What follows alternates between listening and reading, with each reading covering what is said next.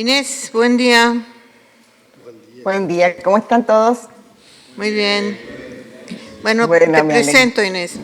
Bueno, Inés es Bueno, todóloga, como la no, mayoría de los que nos dedicamos a esto. Tenemos que hacer todo por la necesidad del propio contexto, sobre todo a nivel eclesial.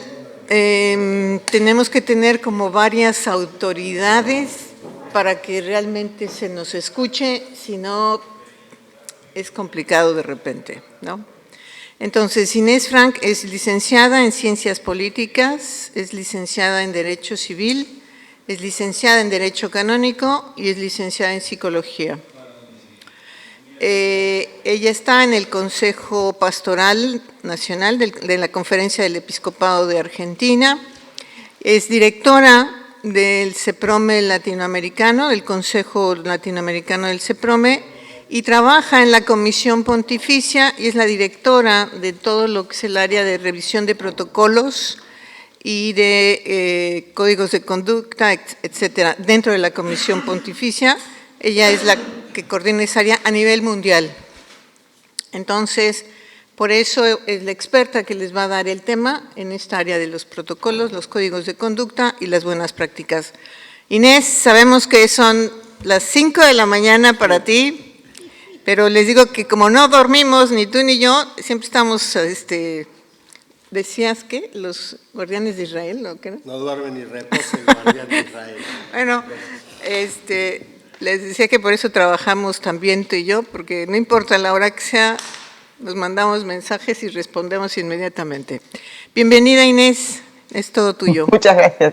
Gracias por la invitación. Y les confieso que hoy a la mañana cuando me levanté vi un mensaje que no logré comprender si no era hoy o mañana mi presentación, y creo que lo más dramático hubiera sido tener que haberme levantado a las 4 de la mañana por error. Eso hubiera sido un drama. No se lo hubieran perdonado, me parece. Bueno, buen día a todos, buenas tardes, bueno, buenos días también para ustedes, así que por lo menos estamos en la misma parte del día por un rato. Bueno, gracias Patricia por la presentación y por la invitación a estar aquí en este encuentro. Sé que la prevención en Cáritas y en organizaciones como Cáritas tiene algunos desafíos particulares que no la tiene a lo mejor una diócesis, una parroquia, un colegio. Cáritas es una institución que trabaja en distintos niveles, responde a distintos niveles, ustedes corríjanme si me equivoco, niveles que ya están jerarquizados entre sí, y a veces lo que puede hacer Cáritas en una diócesis o en una parroquia no es todo lo que quisiera, porque se encuentra con, no diría trabas, pero sí podríamos decir con mecanismos que ya están operando y que operan incluso a nivel canónico, que hace que a veces la acción no resulte del todo clara, o del todo claro el camino a seguir. Por eso la prevención en Cáritas es un desafío, realmente es un desafío, y participar en este encuentro para mí ha sido también un desafío de pensar cómo podríamos adaptar de prevención, de protocolos a una institución como Cáritas. Darlo tal como me lo pidieron desde distintos conceptos. Voy a estar hoy y el jueves con ustedes. El jueves les aclaro que para mí. Así que bueno, es todo un ejercicio de disciplina esto. Vamos a hablar de algunos entonces, no sé en qué parte, cuál fue la última parte que escucharon, pero lo que les decía era que la prevención en Cáritas tenía unos aspectos complejos y que hoy, tal como me lo habían pedido, voy a encarar algunos conceptos centrales y sobre todo un concepto que en Cáritas me parece a mí, puede llegar a ser muy útil, que es el de vulnerabilidad. Cáritas trabaja con poblaciones vulnerables, es otra característica de instituciones como Cáritas, y otra característica más que vamos a abordar mañana es que Cáritas trabaja mucho con voluntarios.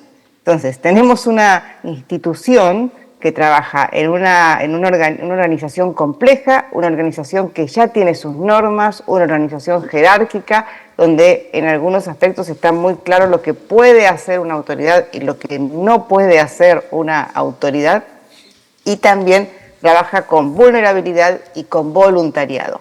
Esto les da una fisonomía, un aspecto general del trabajo de Cáritas que no lo tiene o no lo tienen otras instituciones. Entonces hoy vamos a encarar algunos conceptos centrales para hacer protocolos y para hacer políticas de prevención en una institución como Cáritas, y es una primera parte del día de hoy, y en una segunda parte vamos a abordar el concepto de vulnerabilidad.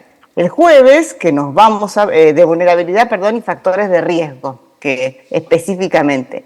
El jueves, que también vamos a estar juntos, espero que logren resistirme, vamos a encarar la evaluación y la gestión de riesgos, cómo hacer un mapa de riesgos, cómo hacer una matriz de riesgos para una institución, que es una de las técnicas que se usan para planificar la prevención. Y por último, vamos a hablar de la prevención en contextos de atención y de servicios frente a la asimetría y a la vulnerabilidad. Es decir, pondríamos en juego todo lo visto, todo lo conversado, tanto hoy como el jueves. Entonces, vamos a ir, incluso me han pedido un ejercicio para el último día en torno a la elaboración de una matriz de riesgos, que es lo que vamos a hacer el jueves a la tarde, lo que van a hacer ustedes el jueves a la tarde. Por eso todo lo que vamos a conversar va a estar orientado hacia ese ejercicio, poder tener la mayor cantidad de herramientas posible. Por supuesto que el ejercicio se va a dar en un lapso, en un tiempo corto, es decir, que no vamos a pretender que sea un trabajo sumamente elaborado, pero es simplemente para poner en práctica y lograr ver si se comprende esta metodología que es muy utilizada para detectar riesgos y para tomar acciones frente a los distintos riesgos. Bien, vamos a compartir entonces pantalla, si me permiten. Un segundo, ya estoy compartiendo, acá estamos.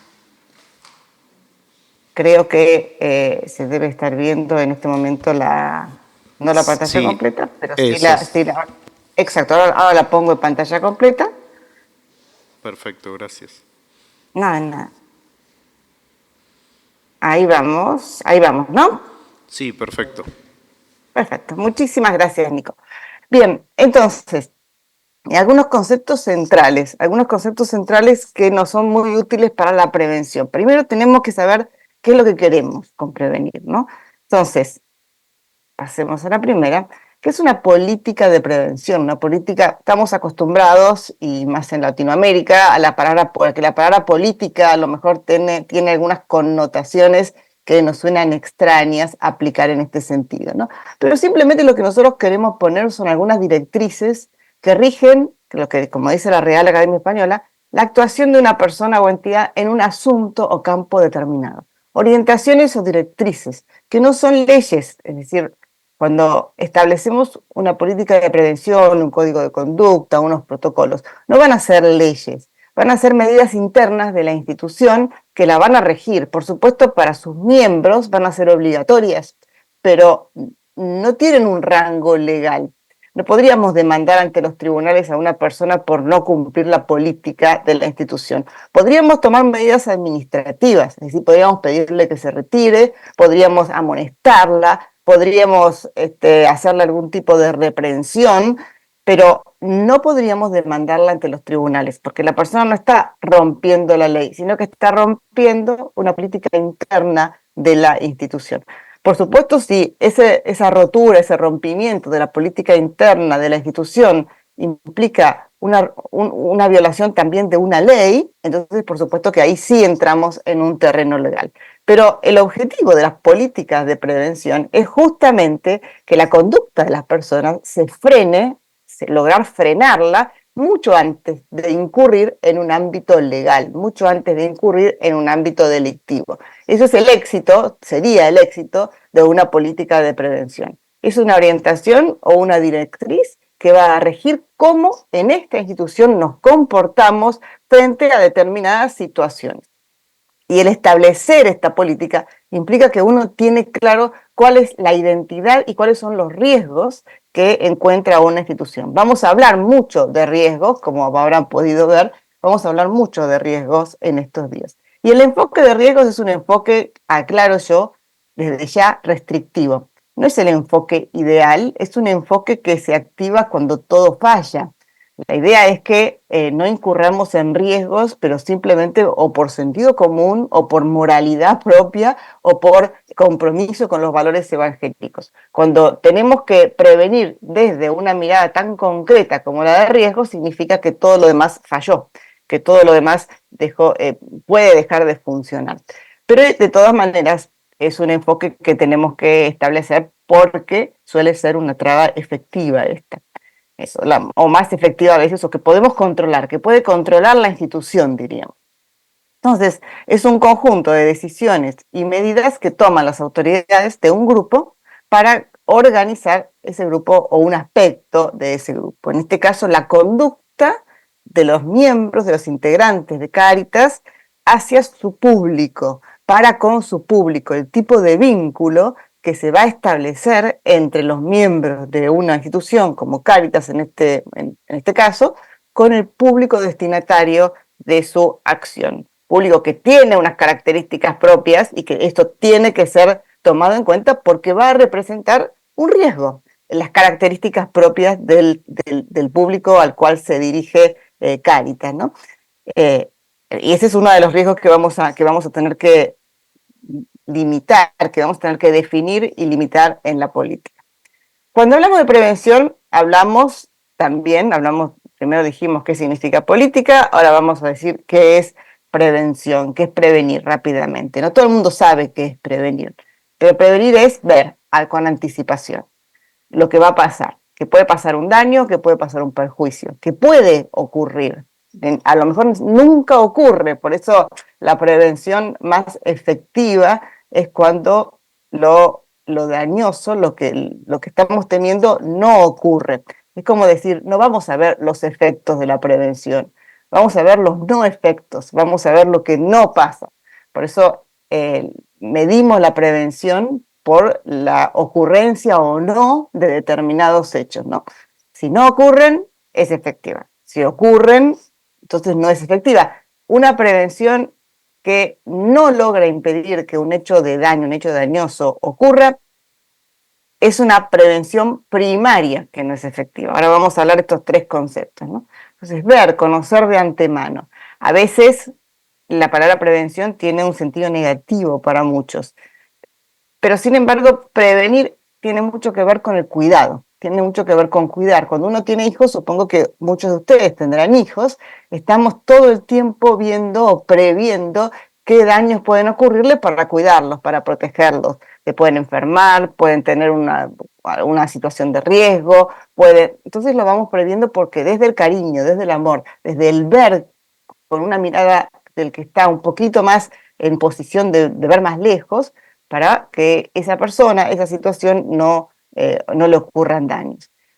Evitar, impedir que ocurra algo, anticiparse un inconveniente, no hay mucho más que decir. Disponer con anticipación, prepararse de antemano para algo.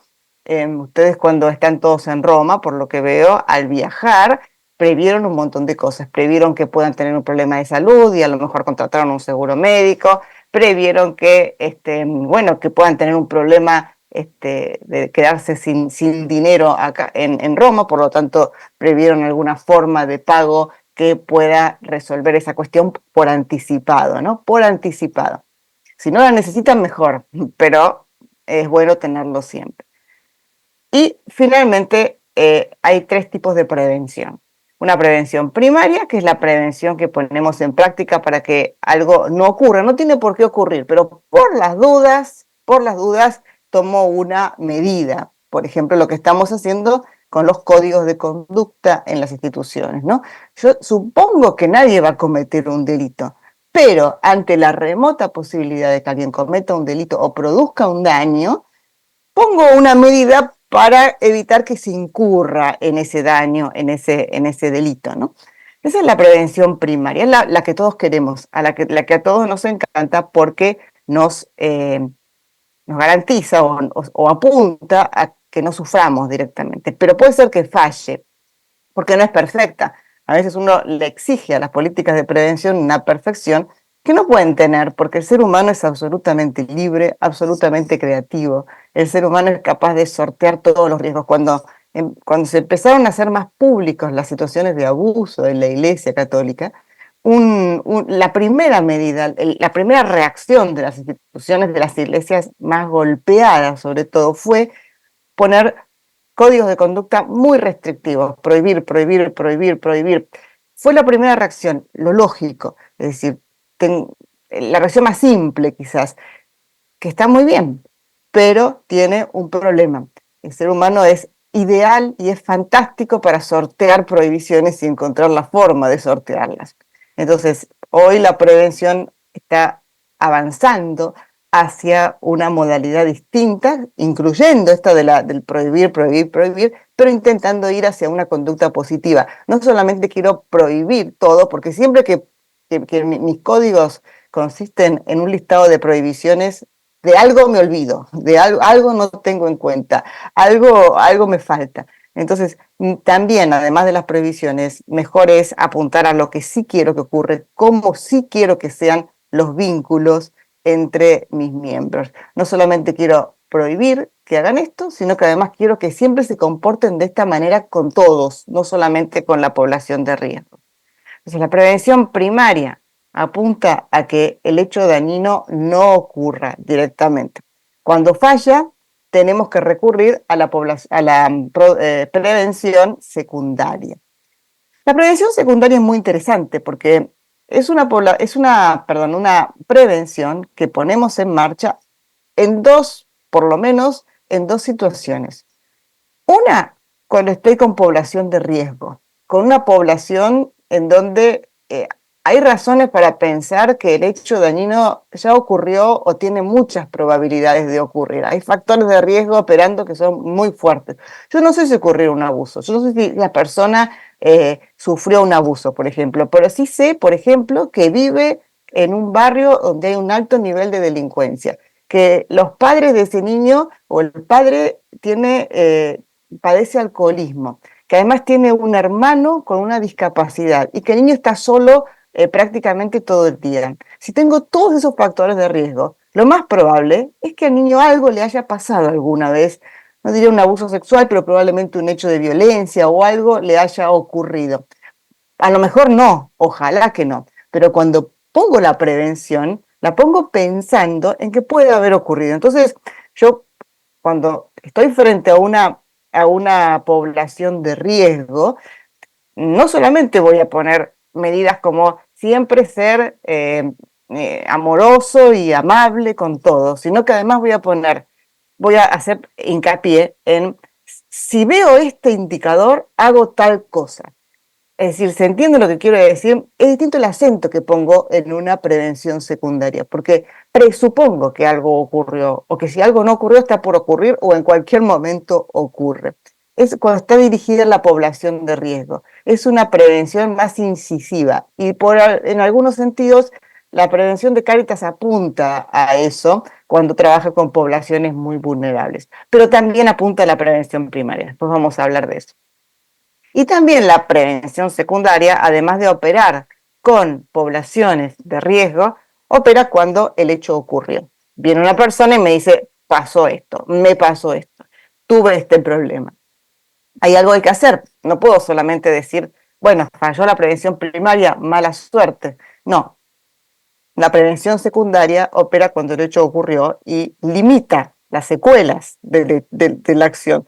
Es muy distinto si yo sufro un abuso, lo digo y enseguida alguien hace algo, a que si yo sufro un abuso, lo digo y nadie hace nada, o si yo sufro un abuso y no lo digo durante mucho tiempo. Entonces, la prevención secundaria en ese sentido apunta a detectar rápidamente, a la detección precoz, la detección temprana del hecho para poder poner medidas. Todos sabemos que en el caso, por ejemplo, de los abusos sexuales, que no son los únicos tipos de abuso, en el caso de los abusos sexuales, las consecuencias que se producen en el niño, por ejemplo, cuando es víctima de una situación así, si tarda mucho en descubrirse, el niño tarda mucho en revelar o no aparecen indicadores o no son captados los indicadores por un adulto entrenado, las consecuencias que genera todo abuso se enquistan en ese niño, se convierten en consecuencias a largo plazo y es mucho más difícil cuando es adulto lidiar con esas consecuencias. En cambio, la detección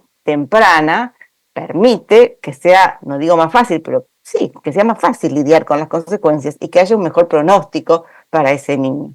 Por eso la prevención secundaria es también verdadera prevención. No es lo que hacemos para paliar lo que ocurrió, sino que evitamos daños mayores y encauzamos la situación de una manera distinta de lo que la hubiéramos encauzado si, o la podríamos encauzar si tardamos más en aparecer. Y la prevención terciaria es cuando ya están las consecuencias enquistadas y hay que trabajar para que esa persona tenga una mejor calidad de vida, se eviten revictimizaciones, etcétera, ¿no?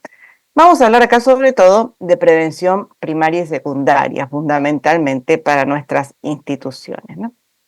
¿Y qué es lo que vamos a intentar prevenir? Que se materialicen riesgos, que los riesgos que siempre están latentes en la vida, es decir, siempre hay un riesgo en todo lo que hacemos. Moverse es riesgo, vivir es riesgo. Entonces no vamos a tratar el riesgo como si fuera una mala palabra. El riesgo es algo inherente a la vida. Hoy yo cuando me levanto de la cama ya corro un riesgo, no sé, de doblarme un pie cuando piso mal. Pero si me quedo en la cama corro también riesgos. Es decir, los riesgos son inherentes a la vida, ¿no? Y que se definen como la contingencia o proximidad de un daño. El daño puede ocurrir o no. Yo, si me levanto de la cama, puedo pisar bien o puedo pisar mal. Generalmente piso bien, pero un día puede pasar que pise mal y que tenga un daño, por poner un ejemplo, en un pie. Entonces, se refiere a la contingencia o a la proximidad de un daño. Saber ver los riesgos es un arte, es conocer a fondo la institución. Por eso siempre decimos que los protocolos y políticas de prevención que se basan en este enfoque tienen que hacerlo los miembros de la institución. Por lo menos la detección de riesgos la tienen que hacer los miembros de la institución. Nadie más que alguien que trabaja en Cáritas, que ha tenido problemas en Cáritas, que se ha asustado con alguna cuestión en Cáritas, que conoce las personas de Cáritas, que sabe cuáles son los resquicios por los cuales puede colarse algún peligro. Nadie mejor que alguien que está en Cáritas. Y eso es un arte, y es lo que vamos a hacer en el ejercicio del jueves. Tratar de identificar los riesgos de abuso que pueden ocurrir en una institución como Cáritas, ¿no?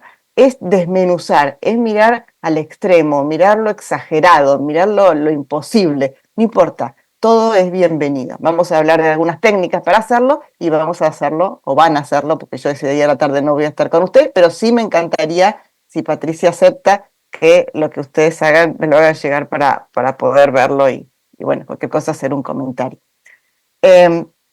Entonces, la contingencia, proximidad de un daño que puede ocurrir o no. Hay acá varios conceptos que operan como la probabilidad y las consecuencias. Hay una alta probabilidad, una media probabilidad o una baja probabilidad. Eso es lo que vamos a ver en el mapa de riesgos. Lo que vamos a ver, porque como les decía recién, cuando identificamos los riesgos, vamos a identificar riesgos de distinto nivel o de distinta probabilidad de que ocurran, ¿no? Una cosa es un riesgo cuya probabilidad es muy lejana, entonces probablemente la institución no lo priorice en su política de prevención o en su asignación de recursos, porque también se trata de esto, se trata de asignar recursos, no solo económicos, sino de tiempo, de gente, a prevenir cosas que, bueno, prevenimos, tratamos de dar la mayor importancia a lo que está cercano, lo que es probable, o lo que es más probable, o aquellos cuyas consecuencias serían más graves que ocurrieran. Entonces, cuando hablamos de riesgo, también tenemos que incorporar estos conceptos de probabilidad, cuán probable es que ocurra, y de consecuencias, cuán negativas serían las consecuencias. Si las consecuencias son triviales, entonces seguramente será un riesgo que voy a dejar para abordar al final y no voy a dar la prioridad ahora. En eso también tenemos que ser astutos, porque no tenemos recursos para todo, no podemos prevenir todo, es imposible prevenir todos los riesgos. Entonces le damos una centralidad mayor a aquellos riesgos que tienen mayor probabilidad de ocurrir o cuyas consecuencias serían más graves para las personas y para la institución. Los factores que componen el riesgo son la amenaza y la vulnerabilidad. Dos conceptos que acá son importantes y que vamos a desarrollar inmediatamente, ¿no? Primero, la amenaza. La amenaza es un fenómeno, sustancia, actividad humana o condición peligrosa que puede ocasionar un daño de algún tipo. Por ejemplo, la amenaza es, estoy pensando, una persona que tenga un antecedente de haber cometido un abuso en otra institución. Eso es una amenaza. Es posible que pueda ocasionar un daño. El riesgo de esa amenaza es que la institución no tenga mecanismos para chequear los antecedentes de las personas que trabajan o que colaboran en ella. Entonces, la amenaza es lo que podría llegar a generar un daño. El riesgo es una situación de la institución que atrae o que podría dejar pasar una amenaza sin algún tipo de control. No se asusten, por esto lo vamos a ir desarrollando estos días. Entonces, bueno, el riesgo se determina en función de la intensidad y de la frecuencia. La amenaza se determina en función de la intensidad y de la frecuencia. Cuán intenso es y cuán frecuente es que pase esto, cuán frecuente es que dejemos pasar antecedentes delictivos en una persona, ¿no? Y después, el segundo concepto es el de vulnerabilidad, que lo vamos a ir mencionando todo el tiempo, tanto hoy como el jueves. Es un concepto muy interesante porque también es potencial como el de riesgo. Todos somos vulnerables. No creo que ninguno de ustedes se sienta Superman ni la Mujer Maravilla. Miren qué vieja que soy, que recurro a estos superhéroes. Hoy hay otros mucho más modernos, pero bueno, así es lo que hay. Entonces, nadie se siente que no le puede pasar nada, que puede superar todos los problemas, todas las adversidades y dificultades y peligros de la vida. Todos somos vulnerables. Todos tenemos un nivel de vulnerabilidad por ser simplemente seres humanos. Pero hay seres humanos más vulnerables que otros, y acá nos referimos a algunas características y circunstancias que tiene un sujeto, una persona, una comunidad o un sistema también, que lo hacen más susceptible a que la amenaza produzca efectos dañinos. Por ejemplo, una persona analfabeta, eso es un riesgo. Una persona o que no sabe expresarse, o que no sabe expresarse, es una persona vulnerable. Es una persona de mayor vulnerabilidad. ¿Por qué? Porque no sabe probablemente cómo defenderse, porque no tiene forma de manifestar lo que le pasa, porque como no estudió, como no sabe leer, no conoce los sistemas institucionales para defenderse, por ejemplo. No sé si alguna vez les pasó, a mí yo soy abogada y como, bueno, algunos seguramente sabrán, cuando uno tiene una profesión, todo el mundo le hace comentarios vinculados a eso. Ah, vos sos abogada, o tú eres abogada, perdón por el vos argentino. Tú eres abogada, te consulto, me pasó esto, esto y esto, ¿qué puedo hacer? Esto es típico, también a los psicólogos le pasa todo el tiempo que reciben así consultas por la calle, cuando van caminando más o menos. Y muchas veces me he encontrado con poblaciones con muy bajo nivel educativo, que me hacen preguntas sobre situaciones jurídicas que les han pasado, que claramente tienen razón y que claramente si lo hubieran presentado ante un tribunal hubieran ganado una indemnización monumental, pero no sabían.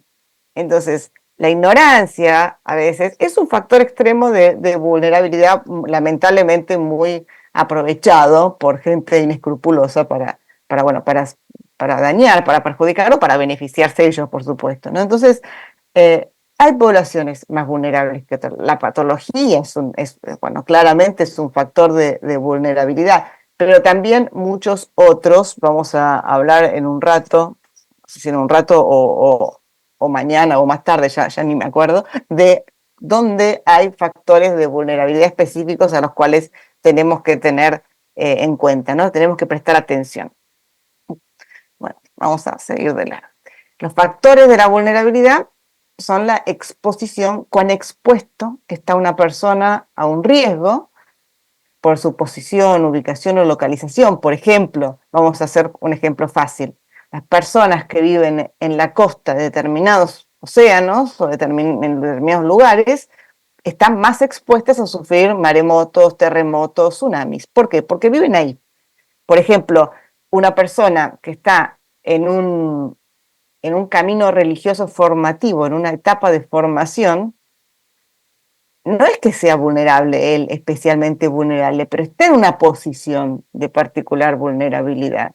Un empleado frente a su jefe está en una posición, está más expuesto a la vulnerabilidad. Es mucho más difícil decirle que no al jefe que decirle que no a cualquier otra persona, pero no significa que esa persona, ese empleado, sea especialmente vulnerable. No, no es vulnerable de por sí, está en una posición, en una ubicación, en una localización que lo expone a mayores riesgos o a no saber cómo obrar.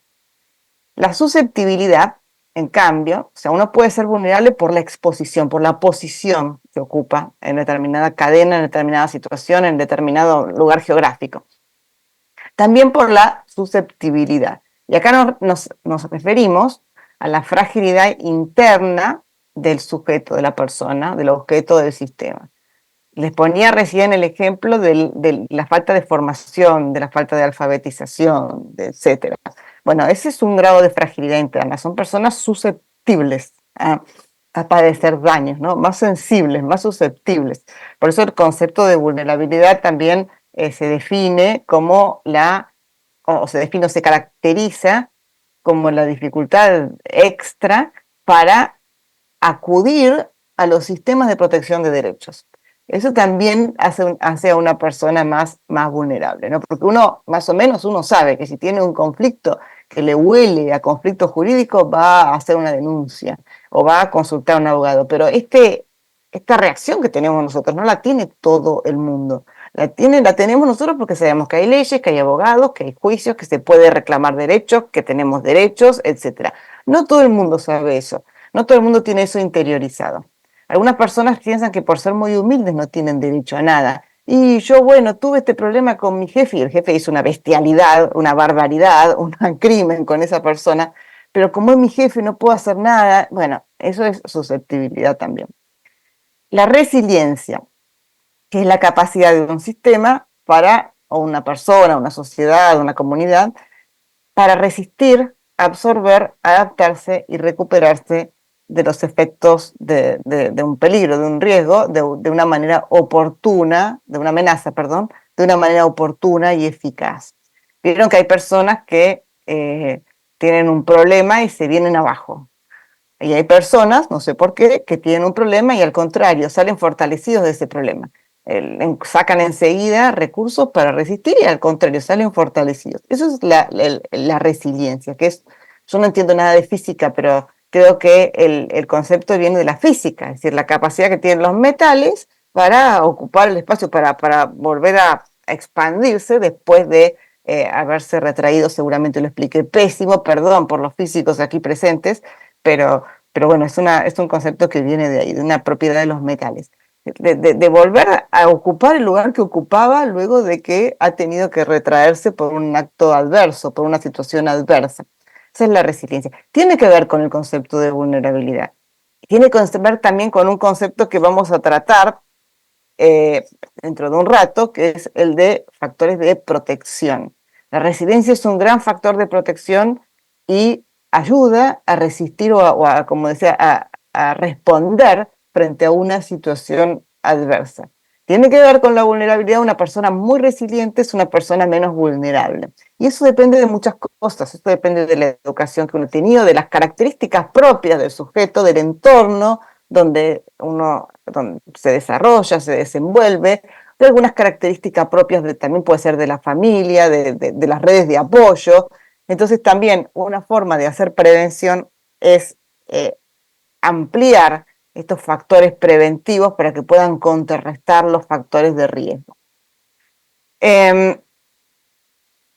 ¿Cuál suele ser el público vulnerable en una institución religiosa o como Cáritas, que trabaja en el marco de una iglesia o de una confesión, ¿no?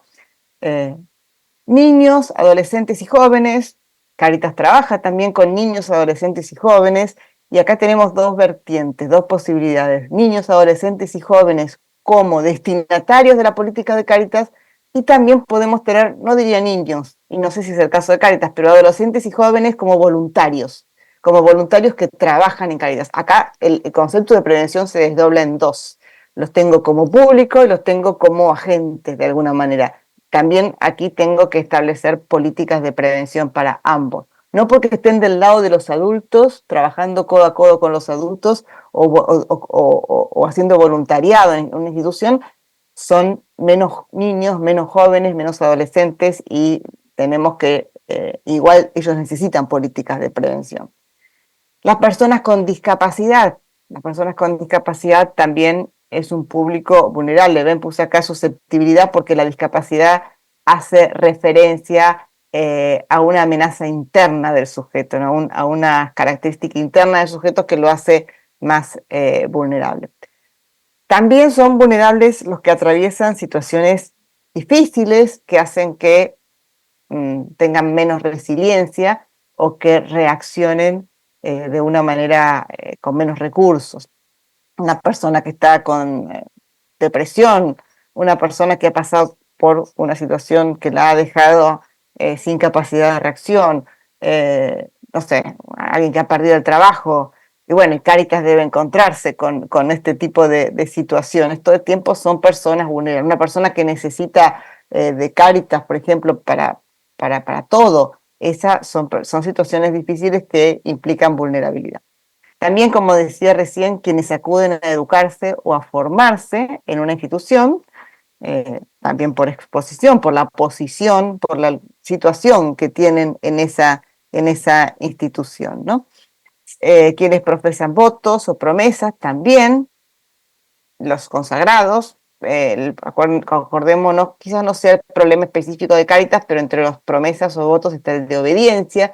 Es un gran tema porque si bien es algo que implica una gran riqueza para la Iglesia y para el mundo, los votos, las promesas, la obediencia particularmente, también coloca a la persona en una posición de mayor vulnerabilidad. Quienes dependen laboralmente de la institución y quienes se encuentran en posición de dirección espiritual, por ejemplo, digamos, todo esto son públicos vulnerables y otros más también. Quienes dependen laboralmente de la institución tienen también factores de vulnerabilidad operando. Bien, ¿qué es lo que queremos prevenir? La prevención de los riesgos de qué. Bueno, vamos a hablar de abuso.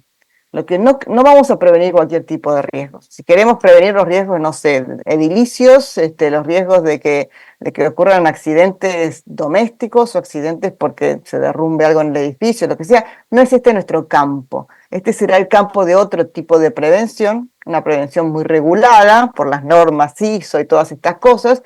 Nosotros lamentablemente no tenemos normas ISO contra el abuso, pero sí tenemos, les aviso, normas ISO para la gestión del riesgo en las instituciones. Acá hay un desarrollo de los últimos años importante. Bueno, nos puede ayudar, de hecho a mí me ha ayudado el estudiar estas normas para conocer, para adquirir y para incorporar este enfoque de riesgo cuando hablo de estos temas. Entonces, ¿qué es lo que queremos prevenir? El abuso. Es el hecho dañino que queremos que no ocurra. No queremos que nadie abuse de una posición, de una situación particular para causar daño. Eso es el abuso. El abuso es un uso excesivo, injusto o indebido de algo o de alguien. El uso está muy bien. Abuso está muy mal. Pero el límite a veces es útil. Sobre todo, bueno, el abuso sexual está claro, pero hay otros tipos de abuso en donde el límite a veces no está tan claro en lo concreto, en la práctica, en lo cotidiano, ¿no? Entonces, abusar es usar excesiva, injustamente o indebidamente de algo. Pasarme, excederme, está bien, yo tengo potestad para hacer esto, pero no tanto. Yo puedo sancionar porque estoy en una situación en donde puedo aplicar sanciones en mi posición en la empresa o en la institución, pero no puedo aplicar sanciones excesivas. Eso es un abuso, por más que sí yo pueda aplicar sanciones, ¿no? Es injusto, que es contra las leyes, contra la justicia, o indebido, no debo, contra la moral o contra la proporción, algo, usar tanto de algo o de alguien, ¿no? También uno puede usar de las personas, que no es lo correcto, no es lo apropiado quizás porque las personas no somos objetos que nos usen, sino que somos sujetos. Pero bueno, también hay situaciones en que se utiliza a las personas como si fueran objetos. Eso también es un abuso. El uso excesivo, injusto o desmedido ¿de qué queremos prevenir? De la sexualidad, del poder, de la autoridad, de la conciencia, de la confianza, podríamos agregar aquí también, ¿no? Las personas confían en nosotros, esa confianza, también podemos abusar de esa confianza. Concretamente, abuso de sexualidad y del poder o autoridad creo que va a ser lo que más toque con el objetivo de Cáritas, con la actuación normal y cotidiana de Cáritas, ¿no? Abuso de conciencia se da. Ahora vamos a dar dos palabras nada más para definir, circunscribir el concepto, pero se da más en los ámbitos más puramente espirituales. Aunque si hay sacerdotes en Cáritas también podría, y si hay alguna relación, un vínculo de tipo espiritual, también podría darse un abuso espiritual, ¿no? Abusos sexuales, abuso de poder o de autoridad, abusos de conciencia o espirituales, eso es lo que queremos prevenir. Nos vamos a circunscribir en esto. Y es importante tenerlo en cuenta cuando armemos una política, porque si no nos vamos por las ramas. Entonces, queremos esto, queremos prevenir abusos sexuales, abusos de poder / autoridad, no es exactamente lo mismo, pero están en el mismo registro, lo mismo que los abusos de conciencia o espirituales. Bueno, abusos sexuales no hace falta definirlos demasiado, son delitos que están en general definidos, tipificados en los códigos penales de cada uno de nuestros países. Yo sé que acá hay personas de distintos países, por lo tanto sería bueno que revisaran sus códigos penales y vieran cómo definen estos abusos.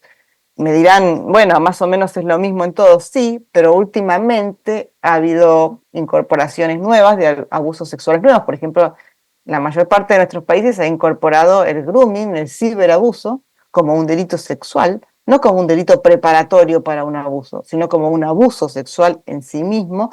Es bueno tenerlo en cuenta. En algunos países estos delitos son de acción pública, otros son todavía de instancia privada. Es bueno tenerlo en cuenta. ¿Por qué es bueno tenerlo en cuenta? Porque tiene que ver con la obligación de la denuncia o la no o con quién puede denunciar o quién está obligado a denunciar. En algunos países estos delitos prescriben, en otros países no prescriben, algunos tienen un plazo de prescripción corta, la acción por estos delitos, en otros tienen un plazo de prescripción más larga. Bueno, todo esto lo tengo que conocer cuando hago una política de prevención. Por eso decía al principio también, entre otras cosas, que Cáritas no se puede hacer una política de prevención para todo Cáritas. O sea, sí se puede, pero esa política no va a descender a los detalles de cada lugar. Eso toca a las Cáritas quizás más locales, o nacionales por lo menos, ¿no? Pero bueno, dentro de un rato o el jueves vamos a abordar esta situación. Entonces, abuso sexual es la realización de actos que atentan contra la libertad sexual de una persona, con violencia o sin ella, con contacto físico o sin contacto físico, ¿no? Afecta a los niños, si es cometido contra los niños o adolescentes, afecta el desarrollo personal de la sexualidad de ese niño o adolescente. Por eso es tan grave también con los niños, primero porque es un aprovechamiento de una vulnerabilidad dada por la edad y por la experiencia y por el conocimiento inadmisible, y segundo, no sé si qué es primero y qué es segundo, porque en los niños afecta el desarrollo personal de su sexualidad y esa afectación a veces es muy difícil reencaminarla, reencauzarla después. Y es un delito, y es un delito. Entonces, cuando hablamos de abuso sexual, al saber que es un delito, automáticamente van a correr las leyes del país con respecto a los delitos. Ya no es un tema interno de la Iglesia, ya no es un tema interno de Cáritas, no es un tema interno para nada, es un tema ya por el cual la institución y la Iglesia toda debe rendir cuentas ante la sociedad de cómo está aplicando y haciendo aplicar la ley en su interior. Tenemos también el abuso de poder o autoridad, que sabemos que la autoridad tiene una connotación quizás más moral. Una persona tiene autoridad porque se la ganó por sus méritos, porque se la ganó por su trayectoria, porque se la ganó por sus estudios, por lo que fuera, y poder a veces tiene una connotación más de posición. No, como dice el Señor, no tendrías poder sobre mí, le dice a Pilato, creo, si no se te hubiera sido dado de lo alto. Es decir, si alguien no te hubiera puesto en esta situación de poder, no podrías hacer nada contra mí.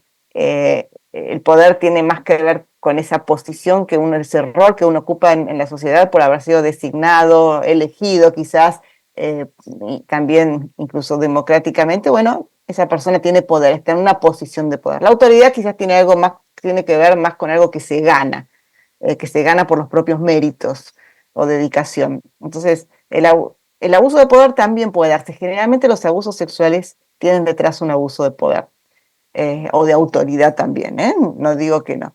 Es el uso excesivo, impropio, injusto o indebido del dominio, de la facultad o de la jurisdicción que alguien tiene para mandar o para ejecutar alguna acción o actividad. Está en una posición tal que le da superioridad con respecto a otro. Por eso en los conceptos de abuso, no solamente el hecho material va a ser lo que lo define, sino también un concepto que no vamos a tratar mucho ahora, que es el concepto de asimetría. Estoy en una posición distinta con respecto a los demás, que me permite más cosas, que me permite ver más, que me permite conocer más, que me permite actuar más, que me da una ventaja sobre el resto. Esa es la asimetría. La edad, por ejemplo, la diferencia de edad genera asimetría, la diferencia de formación, de conocimiento genera asimetría, una posición de poder genera una diferencia, por lo tanto genera asimetría. Acá estamos frente a una persona que puede más que otra, por eso también se da el abuso, ¿no? Se da la posibilidad de abuso. Un jefe puede más que su empleado. Entonces el jefe está en una posición en la que podría abusar. Se requiere para eso, para no abusar, que el jefe sea consciente de su posición. Por eso la formación, la capacitación es una pata, un aspecto de la prevención casi tan importante como los protocolos. Ser conscientes de que puedo abusar cualquiera de los que estamos acá sentados, allá sentados o acá sentada, cualquiera puede abusar y no estoy, y me hago cargo de lo que digo. Cualquiera puede cometer un abuso de autoridad, de poder, incluso sexual, si no se conoce lo suficiente. Y por último, los abusos de conciencia espiritual, que decíamos que no vamos a tratar demasiado aquí, pero que bien pueden ser un aspecto, a lo mejor regular la relación con quien tiene autoridad espiritual, es un abuso que pasa por la manipulación. Los abusos de conciencia o espirituales pasan por la manipulación. El abuso sexual es brutal, es más claro.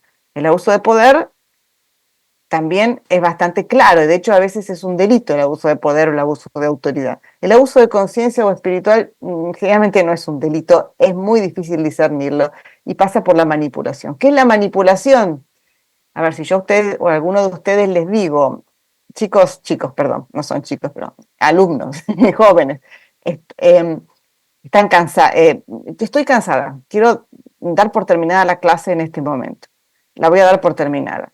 Estoy abusando de mi posición, estoy haciendo un abuso de poder, porque yo estoy acá, me han pedido esto, si yo corto el micrófono, ustedes se quedan sin clase, porque no tienen alternativa. En cambio, si yo les digo, a ver, miren qué cara de cansados que tienen todos, los veo mal, creo que necesitan un descanso, les voy a dar un recreo. ¿Qué estoy haciendo? Y claro, ustedes felices por tener un descanso, porque a nadie le gusta estar en clase. Yo estoy manipulando eso en ustedes. Estoy haciendo que ustedes tomen la decisión, en definitiva, de algo que yo quiero hacer. Abusamos así, de esta manera, todo el tiempo, les aclaro. Manipulamos todo el tiempo la mente del otro.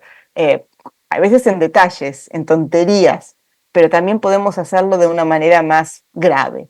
Entonces, pero bueno, no es el tema hoy, así que vamos a pasar de largo. Y el abuso espiritual es un tipo de abuso de conciencia o de poder también que utiliza argumentos religiosos y espirituales, básicamente, ¿no? Entonces, ¿dónde pueden agazaparse riesgos de abuso, sobre todo en las instituciones, ¿no? A ver, en una estructura muy rígida y verticalista.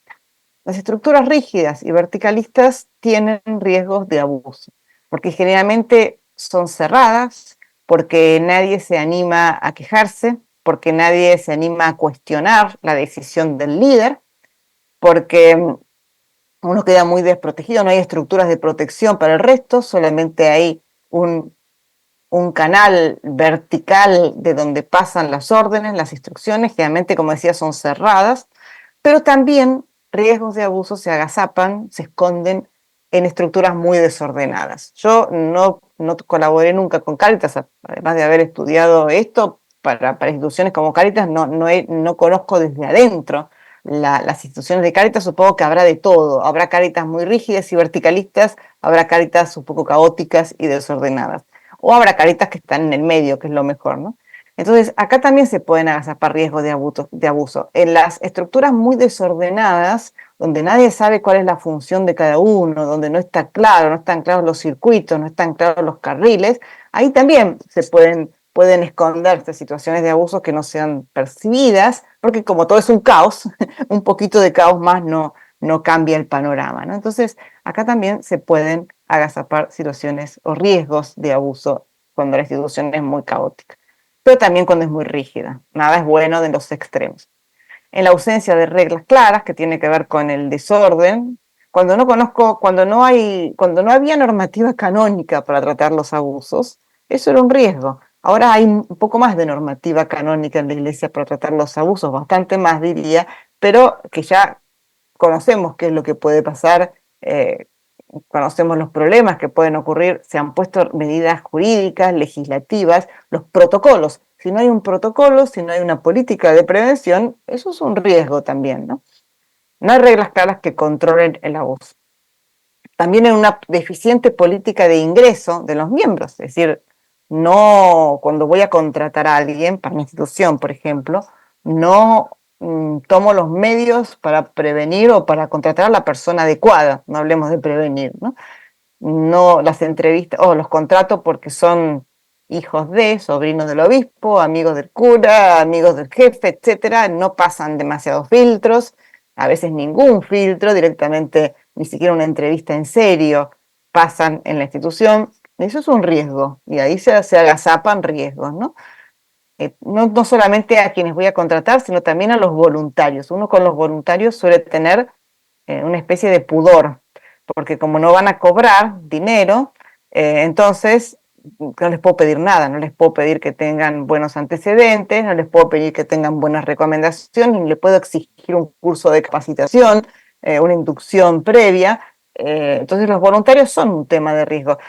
Creo que en Inglaterra, nunca me acuerdo si en Inglaterra o en Irlanda, cuando después de que se desató la crisis de abusos ya hace unos años, y empezaron estas reales comisiones a investigar lo que pasaba en la Iglesia, comisiones del Estado, de la sociedad civil, se hicieron una serie de recomendaciones a la Iglesia, creo que en Inglaterra, y luego de unos años de ver cómo funcionaban esas recomendaciones, se hizo una segunda evaluación, y en esa segunda evaluación el Estado mismo decía, la Iglesia es una institución particular porque, entre otras cosas, porque trabaja con voluntariado, mucho con voluntariado, y es difícil prevenir en el voluntariado. Pues vamos a hablar de eso también, creo que el jueves.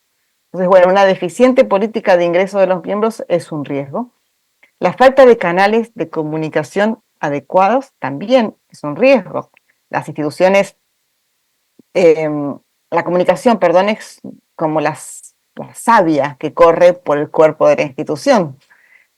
Si no hay savia que corra, la planta se seca. Si no hay comunicación, la institución se seca. ¿Y qué pasa con una institución seca, con una planta seca, con una rama seca? ¿Qué pasa? Le doy un golpecito y la quiebro, porque no está viva, no tiene flexibilidad. La comunicación es como esa savia que comunica una parte con otra, valga la redundancia, y que le da vida, que le da flexibilidad, que le da líquido adentro, que no se quiebra tan fácil la institución.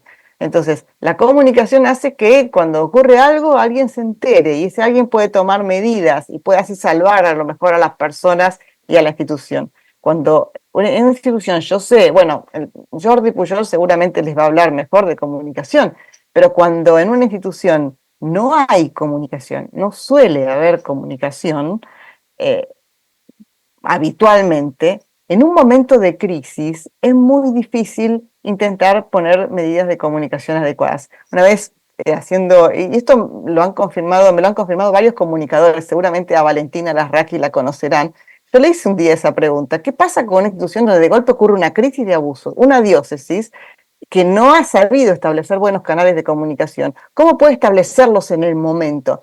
Y la respuesta fue, no puede. No puede. Con el tema de la comunicación, la institución vive de lo que cultivó antes. Bueno, acá también hay un riesgo.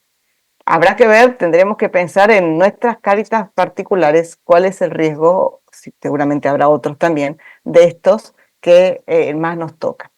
La falta de idoneidad de los responsables, gran riesgo, y voy a hacerme cargo de lo que digo, muy frecuente en la Iglesia Católica, Apostólica y Romana. Perdón por los clérigos presentes, pero a veces el ser clérigo, la gente piensa que sabe administrar, que conoce la ley, que sabe poner adelante un procedimiento canónico, que conoce de psicología, y no, no necesariamente. Entonces, si necesito a alguien para un puesto, creo que tengo que fijarme cuáles son los requisitos de ese puesto y compararlo con las características y las capacidades de la persona, ¿no? A veces tenemos dirigentes poco idóneos y eso es un riesgo, porque se les van a pasar las cosas, no van a saber qué hacer frente a los problemas, etc. También hay un riesgo en desconocer los mismos riesgos, en no hacer un mapa de riesgos, eso es un riesgo, no tener un mapa de riesgos hechos, no ser conscientes de los riesgos de la institución. Hay que ser valientes y mirarlos de frente. Entonces, si los miro de frente, puedo prevenir. Si no los miro de frente porque me da miedo, a nadie le gusta ver los riesgos en las personas, en los ambientes, en las situaciones, a nadie le gusta ver los riesgos, bueno, entonces, pero no verlos es un riesgo también. Otro riesgo también frecuente, cada vez menos, gracias a Dios, en la Iglesia Católica, Apostólica, Romana, es el desprecio por la normativa. La Iglesia es una institución pastoral, acá hacemos pastoral, acá las leyes importan porque estamos imbuidos del Espíritu, del amor de Dios y vamos a hacer todo bien. Sí, está muy bien eso, pero la normativa ayuda también y nos pone límites. Despreciar eso incluso es un indicador de que seguramente algún abuso está ocurriendo y que muy probablemente haya un abuso ocurriendo. Por eso el conocimiento de la normativa y el aplicar la normativa es un factor de protección. En cambio, su desconocimiento es un factor de riesgo. La ausencia del deber de rendir cuentas de la gestión, también otro elemento que la Iglesia está trabajando. Tratar de que todos los misiones, los oficios, las funciones, los cargos, los honores, todo esto, lleven consigo una rendición de cuentas adecuada. Que a lo mejor es muy fácil. Cada directivo, dirigente, director, lo que fuera, cada tanto tiene que presentar un informe a sus autoridades y a la comunidad de lo que hizo, de los problemas que tuvo, etcétera, y someter ese informe a la discusión y al debate. Eso es rendir cuentas. Por supuesto, a nadie le gusta, uno se pone nerviosísimo, pero así se crece también, ¿no? La falta de trabajo en equipo es otro lugar metafórico donde pueda agazaparse un riesgo o varios riesgos de abuso en el trabajo individual. Esas personas o esas instituciones que se basan en el trabajo personal de alguien y no en el trabajo en equipo. A mí personalmente me cuesta mucho el trabajo en equipo. Es un desafío muy grande trabajar en equipo en serio.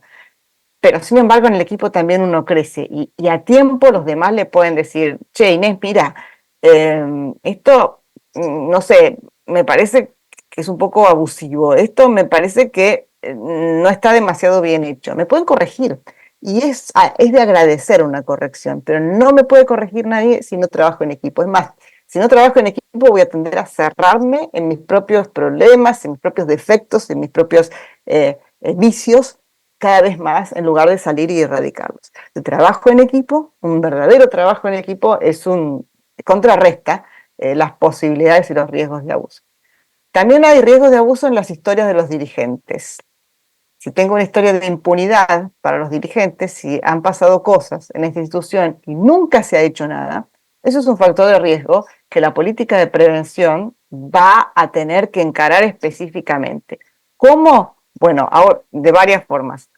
Poniendo reglas claras para que dirigente que cometa un delito, dirigente que sea sancionado como corresponde y además comunicando eso, comunicando de alguna manera que esa institución ha cambiado en esto. Entonces, si tengo una institución con una historia de impunidad donde han ocurrido abusos, donde no ha pasado nada y todo el mundo lo sabe, y todo el mundo se ríe y pone una carita irónica frente a determinada persona o determinados dirigentes, eso va a tener que ser abordado porque eso es un riesgo. También tengo riesgos de abuso cuando tengo un público muy vulnerable en general. Creo que Cáritas encajaría en esta situación. Y bueno, y también hay riesgos de abuso que quizás no sean los de Cáritas, ¿no? En edilicios geográficos de edificios con espacios aislados, poco controlados, etcétera. Puede haber un montón de riesgos de lugares donde se pueden agazapar riesgos de abuso porque cada institución tiene su propio público, sus propias reglas, su propia historia, su propia cultura, su propia estructura, su propia espiritualidad.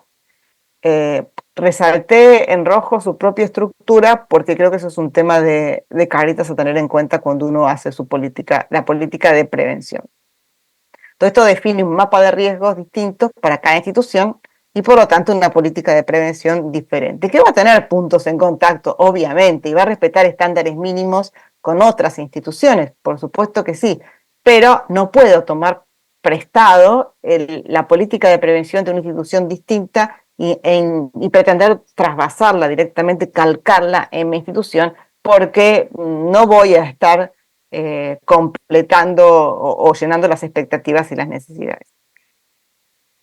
Bueno, concretamente, en las políticas de prevención hay lugar para distintos tipos de protocolos, de documentos, según el momento en que se requiera esa política.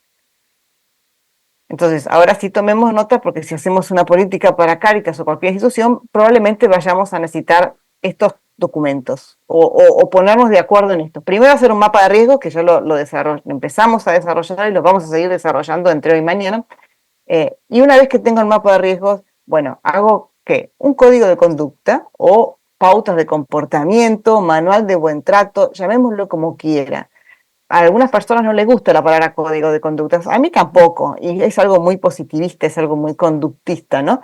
Pero sin embargo, se entiende claramente a lo que apunta. El código de conducta apunta al tipo de vinculación, de relación que quiero que haya en mi institución entre los miembros que participen, ya sea como dirigentes, como destinatarios, como voluntarios, etc. Entonces, el código es un código. Quiero que la relación con los adultos y los niños sea siempre teniendo en cuenta que el adulto tiene un rol educativo, que el adulto tiene que respetar los límites y hacerlos respetar, por ejemplo. Eso es un código de conducta. Además, prohíbo que se encierren en una habitación con un niño, etc. Es un código de conducta. Por supuesto, es distinto un código de conducta donde hay niños que un código de conducta en lugares donde no hay niños, donde son todos mayores de edad. Pero el código de conducta apunta a la prevención primaria, apunta a que no ocurran nunca abusos concretos, con ayuda de Dios, ¿no? Por supuesto. Y después tenemos los famosos y dichosos protocolos, que a todo el mundo le encantan, no sé por qué los protocolos, que si bien a veces se habla de protocolo de prevención y se pone un código de conducta dentro, puede ser, a mí me gusta distinguirlo, porque el código de conducta opera en institución todo el tiempo está vigente, todo el tiempo hay que respetarlo, todo el tiempo hay que consultarlo. En cambio, los protocolos se activan cuando pasa algo, cuando hay una situación, observo algo raro, protocolos de detección, me ayudan a detectar situaciones de abuso, ¿no? Estamos hablando de eso, ¿no? Pero no están todo el tiempo operando los protocolos, sino observé esto, voy al protocolo, ¿qué pasa con este indicador que observé? ¿Qué tengo que hacer? Protocolo de detección. Pero si no observo nada, el protocolo está ahí guardado. Protocolo de intervención o de actuación. ¿Qué hago? Detecté, o me dijeron, ocurrió una revelación, fui testigo. ¿Qué hay que hacer? ¿Cómo hay que intervenir? Los pasos para intervenir. Los protocolos tienen que ser documentos muy sencillos, donde si los leo porque necesito ponerlos en práctica, no tenga que estar una semana estudiándolos ni consultando especialistas. Tienen que ser muy claros. Protocolos de acompañamiento. Bueno, una persona que ha sufrido un abuso o que ha denunciado un abuso, ¿qué se espera o qué tiene que hacer la institución? No solamente para hacer la denuncia correspondiente, etcétera, sino para acompañarla en lo que le compete a esa institución, porque hay distintos tipos de acompañamiento. El acompañamiento que puede dar una escuela, por ejemplo, al niño que ha sufrido un abuso es distinto del acompañamiento que pueda llegar a dar una institución como Cáritas a un adulto que sufre un abuso de poder o de autoridad o de incluso sexual, ¿no? Y en el acompañamiento se incluye no solamente el acompañamiento personal, pastoral, sino también el acompañamiento psicológico, el acompañamiento legal. Por eso hay que ver hasta qué punto la institución va a llegar en el acompañamiento, hasta qué punto le corresponde llegar y hasta qué punto puede y quiere llegar en el acompañamiento a esas personas. Y lo digo claramente, ¿no? No sé si alguno de ustedes ha trabajado en estas situaciones donde hay una víctima o un denunciante, a veces el mismo abuso genera, acá Patricia me va a poder corregir, pero genera una demanda sin fin en la persona. Si la persona es como que pretende, y es lógico, que la curen absolutamente, que la institución donde ocurrió el abuso se haga cargo de dejarla como nueva. Y la verdad que eso no es posible. Entonces, las demandas a veces suelen no tener límite, aunque es muy comprensible que sea así, pero la institución no va a poder responder a esa pretensión primaria y visceral de la persona de ser absolutamente sanada como si no hubiera pasado nada. Eso hay que tenerlo claro cuando hablamos de acompañamiento. Es un paliativo lo que estamos haciendo frente a un daño que ocurrió, que no debería haber ocurrido y que nunca van a estar las cosas igual que antes de que ocurriera el daño. Y por último, protocolo de comunicación y gestión de crisis, que no me toca a mí, y que seguramente con el padre Jordi Pujol hablarán un poco de esto. Pero bueno, cuando en la institución, sobre todo cuando ocurre en la institución una situación de crisis, de abuso, una situación de abuso, tenemos una crisis. Y una institución como Cáritas vamos a tener una crisis comunicacional 100% seguro, o digamos 99% seguro, que vamos a tener que salir a decir algo, no solamente a la sociedad, porque a veces hablamos de comunicación y pensamos en comunicación para afuera, sino a nuestro propio público, que a veces es el más dañado por lo que ocurre en la propia institución. Acá también hay protocolos y acá también hay medidas a tomar. Bien, antes de pasar al próximo tema, yo no sé cómo está esto, porque acá terminamos con este PowerPoint y viene un temita más, pero yo no sé, Patricia, voy a dejar de compartir cómo es el estilo, si hay intervenciones, no, sigo hablando, no quiero agotar. A ver, te quedan 8 minutos en total del día de hoy. ¿8 minutos? ¿Ya terminamos? Sí. Lo dice el Bueno, protocolo, Ana, 8 minutos. Entonces, pensé que eran 2 horas, no sé por qué tenía idea de que eran 2 horas. Bueno, entonces vamos a hacerlo rápidamente, a reaccionar con mucha rapidez. Tenemos 8 minutos para que alguien pueda opinar si quiere decir Es algo. la vulnerabilidad de la situación. Sí, es la vulnerabilidad de la situación. No se preocupen, esto va a ser remediado el jueves. Bien, ¿abrimos el micrófono Patricia, ¿te parece o no? Sí, perfecto. Bueno, Si comentarios. quieren, entonces lo que hicimos estos días, Ana, fue ir dando la palabra, tomar una lista, y lo que les pido es lo más breve posible la intervención para que podamos participar muchos. Padre Aclaro que Francisco. soy Inés, todo el mundo me dice Ana, pero por Ana Frank, soy Inés Frank. Ay, perdón. Yo le dije Ana, de verdad. Todo el mundo me dice Ana, todo el mundo me dice Ana, no hay Disculpa. problema. Adelante, Padre Francisco. Y después Chovi. Ok. Yo tenía una pregunta, dada algunas experiencias. Perdón, si querés presentarte de qué país, para que Ana... Padre Francisco de Inés. México. Ok, un gusto, Padre. ¿Cómo hacer un equilibrio entre lo subjetivo y lo objetivo de un abuso? A ver, si se puede explicar un poquito. ¿Qué entiende por lo objetivo y qué lo subjetivo? Por ejemplo, tú puedes platicar con un subalterno y decirle, oye, esto y esto tienes que corregir por esto y esto. Ok. Y la persona se puede sentir tan ofendida que luego casi te pone una demanda porque abusaste de poder. Bien. Eso, Padre, cuando hay un código de conducta, se resuelve. O un protocolo, un código de conducta en este ejemplo concreto. Porque en el código de conducta yo voy a referirme a lo que se puede y a lo que no se puede. Entonces, cuando yo hablo con la persona, no voy a hablar desde mi subjetividad para decirle, está mal esto que estás haciendo, sino que voy a hablar desde un documento normativo. El Código de Conducta apoya eso, apoya esa posición del directivo, que también es vulnerable en alguna medida. Hay una vulnerabilidad del directivo también, pero bueno, no vamos a entrar en esto.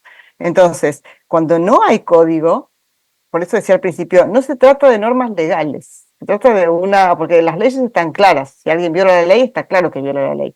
Ahora bien, si alguien incurre en estas conductas ambiguas, que no están reguladas por la propia institución en un código de ética, también se puede llamar código de ética, etcétera, entonces ahí sí el otro puede decir, pero yo no estoy haciendo ningún delito, usted está abusando de su poder, de su potestad, yo no estoy contraviniendo ninguna norma. Si tengo una política de prevención, que hay que hacerla con mucha inteligencia, como para que estas situaciones se puedan prever por anticipado, entonces la persona que trabaja o que colabora en esa institución, que un requisito es hacer conocer esa política de prevención y que se comprometa, no tiene por qué ofenderse si yo le digo, estás contraviniendo esto otro.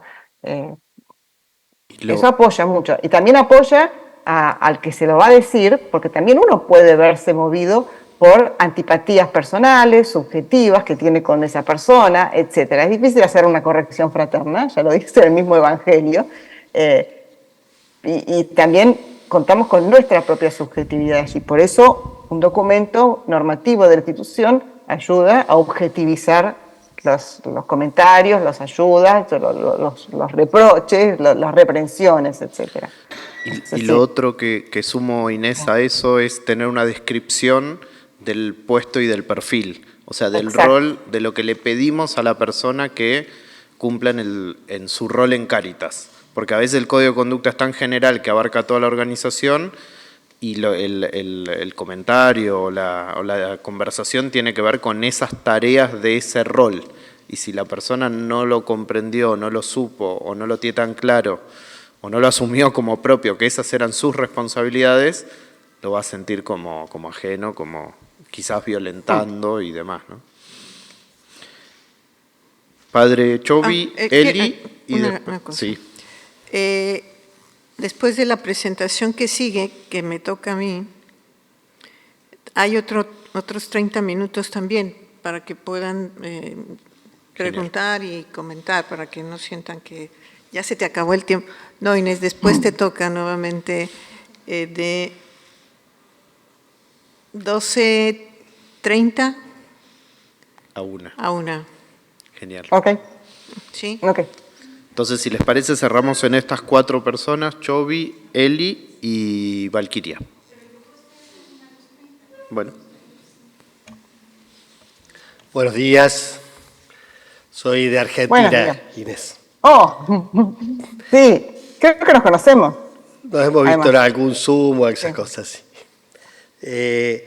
2 preguntas. Una, cuando hablabas de abuso sexual, cuando referiste que era un delito y que corrían las leyes propias de cada país, una tensión entre lo que a veces dicen nuestros protocolos y las leyes civiles en cuanto a ese tiempo que nos damos para investigar la credibilidad o la factibilidad del delito, ¿no? Cuando en la ley penal, por ejemplo, argentina, ya sabida la noticia, yo, si es un menor, tengo que inmediatamente hacer la denuncia o acompañar la denuncia. A veces en nuestros protocolos nos adjudicamos el rol de investigadores. En el caso, por ejemplo, del protocolo mío, que tengo jueces y abogadas en el equipo, nos retan todo el tiempo y se abren cuando aparece un proceso casi de investigación paralelo al del Estado, y diciendo, no, vos te enteraste y no me tenés que hacer la denuncia. Esa es una. Y la otra, cuando hablas de los códigos de conducta, hacías la diferencia, después el mapa de riesgos, código de conducta, y después los protocolos, que el código de conducta, todo el tiempo hay que referirse a ellos. Si hay trabajos vinculados a esos códigos de conducta, porque me parece que son interesantísimos en cuanto a lo axiológico, inspirador, evangélico, cultura del cuidado, como el ambiente a través del código de conducta, para no caer directamente en protocolos. Los protocolos van a ser inevitables. Sí, los protocolos van a ser inevitables, Sí. porque siempre el código de conducta va a poder ser quebrantado, siempre, siempre. No hay nada perfecto en este mundo, solo Dios, y bueno, y con él no hay códigos ni protocolos. No, también hay códigos. Bueno, estoy diciendo una burrada teológica. Pero a ver, con respecto a, sí, hay mucho trabajo, de hecho, hay muchos códigos de conducta hechos de muchas instituciones y en ese sentido, sí, yo tengo un montón, les puedo facilitar si quieren. Lo que pasa es que tengamos en cuenta que Cáritas es una institución distinta. No estamos hablando de un colegio, no estamos hablando de una congregación religiosa, aunque con las congregaciones puede tener algún paralelismo, no es solamente una diócesis, es una institución muy compleja, ¿no? Entonces eso también hay que tenerlo en cuenta porque la política de protección para Cáritas va a ser única.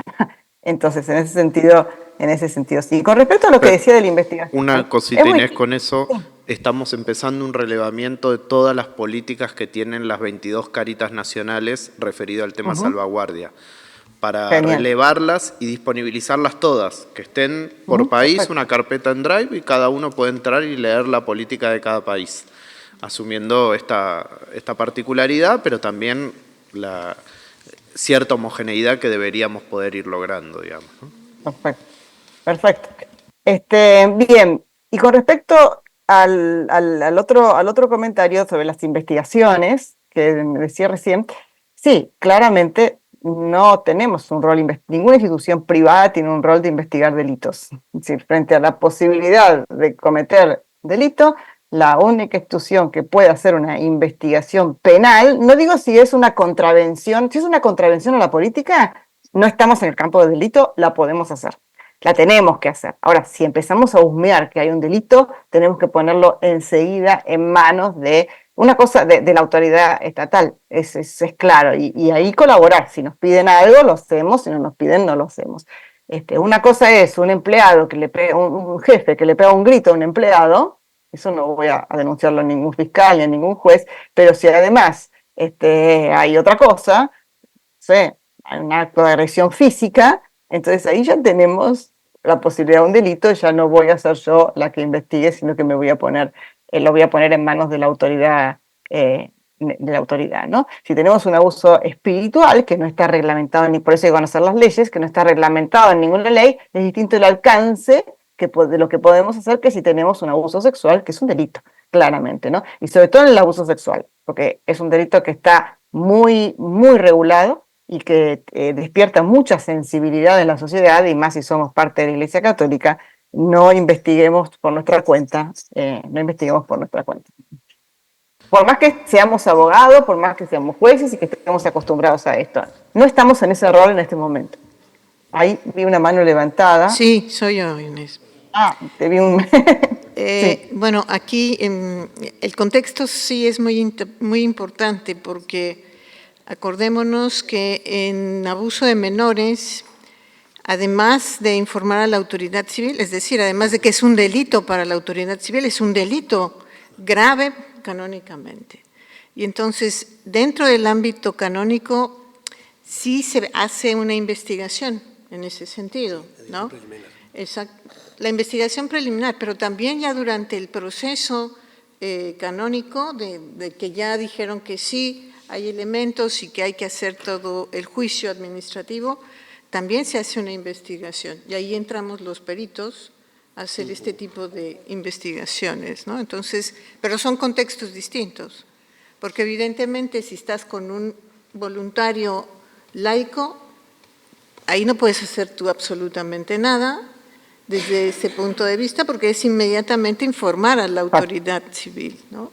Siempre es informar a la autoridad civil. Siempre. Siempre hay que informarla. Lo que pasa es que a veces cuando estamos hablando de un clérigo, de un religioso, de un catequista, etcétera, ahí también o de un laico con alguna dignidad en el oficio en la iglesia, hay que informar también a la autoridad canónica. Sí. Eso. Sí, por supuesto. Eli, ¿y da para uno más, Patricia, o cerramos? Pati, ¿Eli y uno más o Eli sola en tiempos?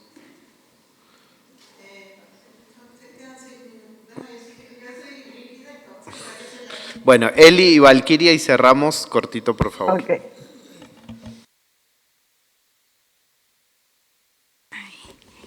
Insisto en algo desde ayer, no sé qué les parece en esto. Perdón, preséntate si quieres, Eli.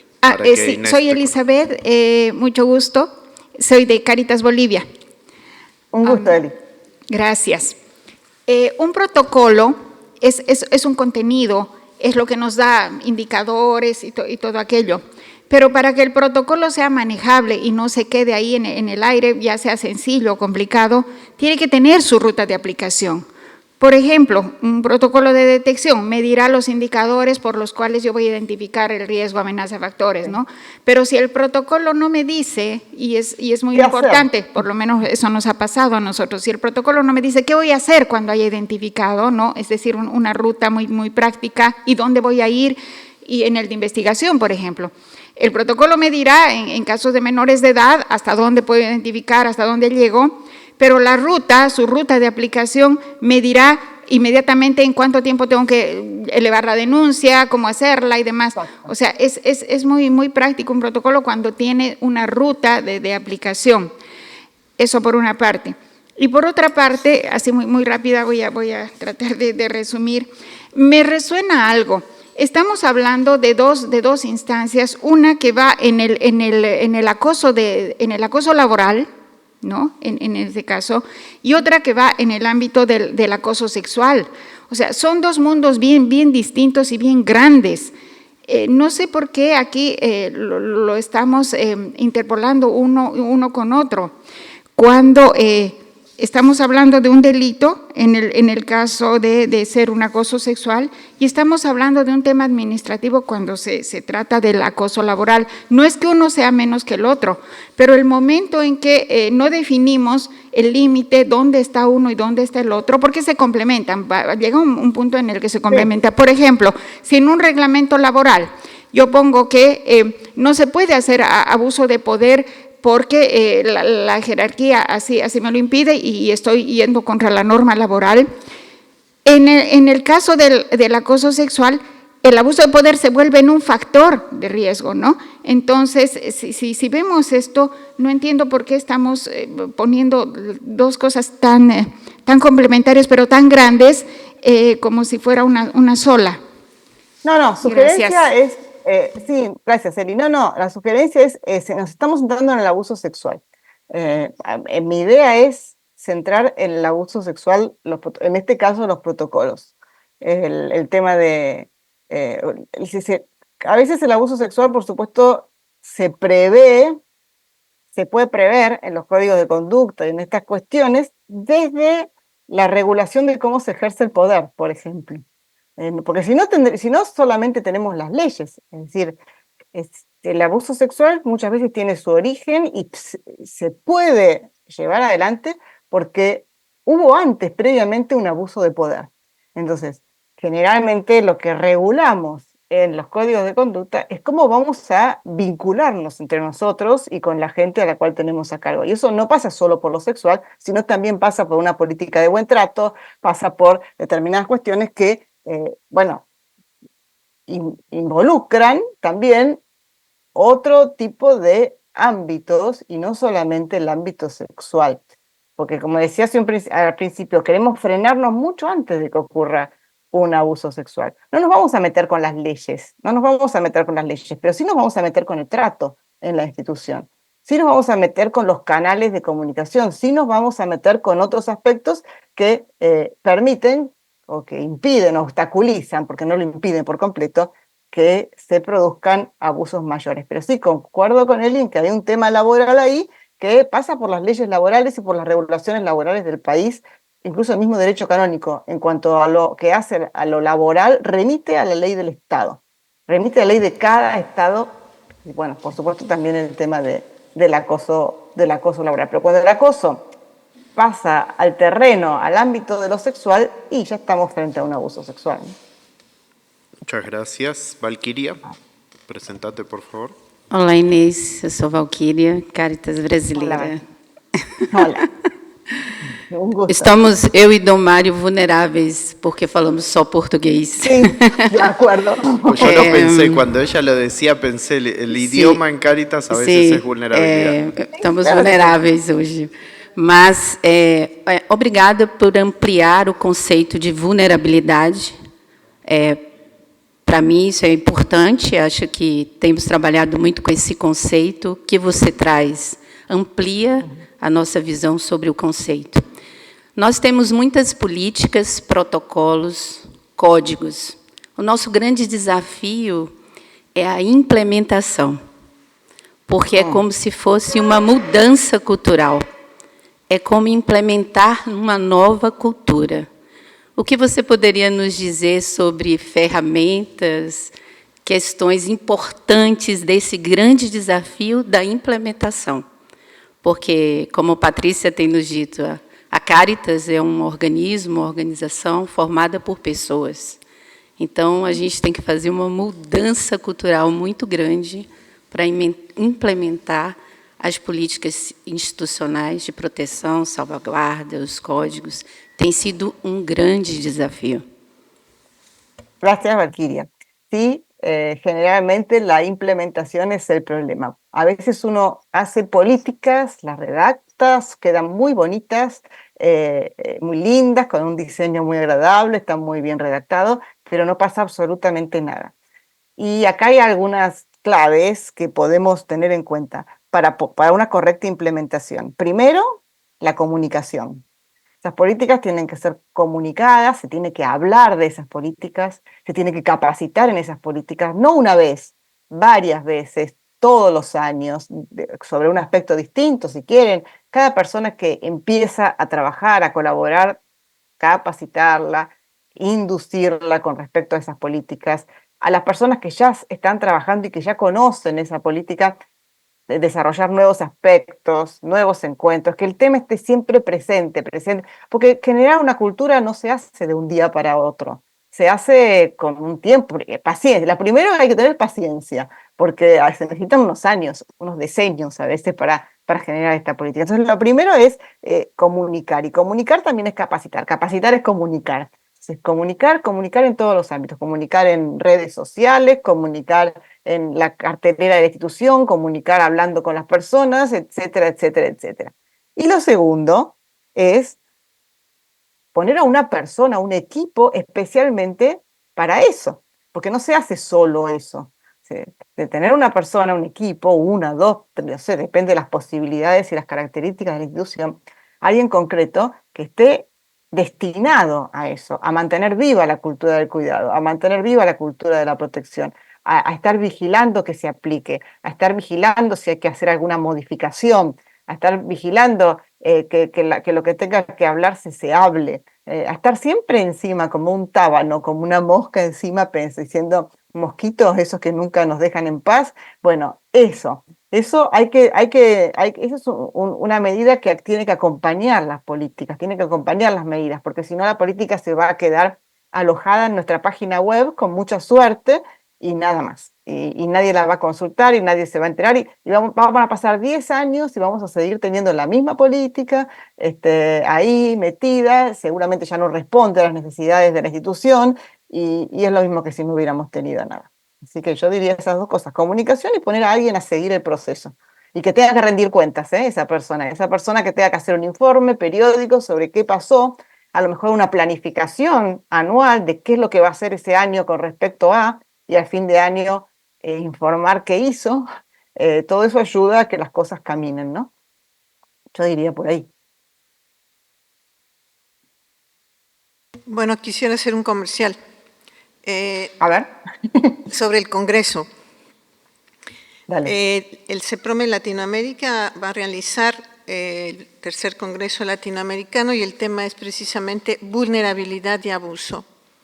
Y tiene todos los enfoques desde el punto de vista teológico, desde el punto de vista clínico, desde el punto de vista pastoral, jurídico, canónico y civil. Y es en Panamá del 12 al 14 de marzo. Entonces están todos invitados. Por la región va a participar el padre Martín Cabrera, un poco en representación del Comité de Salvaguardia Regional. Genial. Y la idea es poder después también socializar un poco, que estén disponibles las ponencias, que esté disponible el material para que todos podamos seguir profundizando. Se nos vino un poco encima la fecha de este congreso, pero creo que para el próximo sería bueno organizarnos un poco más, que esté más disponible la información, por lo menos, qué sé yo, los de CAMEX, que están bien cerca, y si pudieran participar más volumen de Cáritas, porque es un tema que además necesitamos abordarlo de a muchos, para que penetre en muchas instancias y en muchos países. Así que si alguno de CAMEX, que es más factible que pueda ir por la cercanía, está interesado, hablemos estos días, ¿sí? Sí, el CEPROME Latinoamérica es un consejo latinoamericano en donde estamos varios países, México, Argentina, Chile, Bolivia, Paraguay, El Salvador, Colombia, Bolivia y Brasil, está Brasil también, y nos dedicamos a la protección de menores, tanto a nivel formativo como a nivel investigación. Acá tiene una pregunta, ¿puedes prender? Sí, nada más quería saber, Marcia de Santa Lucía, Antillas, nada más quería saber en qué idioma va a ser, si va a ser en inglés, para beneficiar a los países del Caribe angloparlantes. Si va a haber alguna sesión en inglés. No, está pensado todo en español, en el Congreso. Ahora, pero bueno. Bueno, todo el CEPROME acá presente les pedimos, para que no sea solo Marcia que lo pida, que generemos alguna instancia en inglés. Sí. ¿Sí? Porque Okay. son muchos países, con realidades 19. Es verdad. Es verdad. Necesidad que Gracias por el estamos dato. viendo. Y sí, muchos de nosotros hacemos las presentaciones en inglés y las hablamos en español para la gente que habla inglés, pero en ese sentido creo que habría que hacer una convocatoria diferente también, ¿no? Y, perdón, yo también añadir, aparte de inglés. Se silenció, Quique. Quique, se silenció. Sí, como yo, ¿verdad? También soy de Caribe, de Puerto Rico, Padre Enrique, placer. Pensar también en francés, porque tenemos los haitianos, ¿verdad? Que no entienden nada usualmente de español ni de inglés, así que habría que pensar realmente todos los documentos que se hagan en los 3 idiomas principales, español, inglés y francés. Gracias. Y portugués. portugués. Y portugués. Bueno, claro, en portuñol, por lo menos. Ok, muchas gracias. Bueno, no sé si ya estamos o... Bueno, de todas Bueno, maneras, ¿no? entonces, si puedes regresar al rato, Inés, entre 12:30 y 1 de nosotros, duerme un rato Ok. y luego ya estás de vuelta. Bueno, muy bien. Muchas gracias a todos. ¿Ahorita vas a Perú? A Perú me voy en unas horas también, pero hasta la 1 más o menos estoy en casa todavía. Ah, perfecto. A la 1 ya tengo que salir para el aeropuerto. Ok, perfecto. Así que bueno. Vale. Muy bien. Muy bien. Bueno, Muchas gracias, Inés. Nos vemos en un rato. Adiós, gracias. Muchísimas gracias, Inés. Por nada.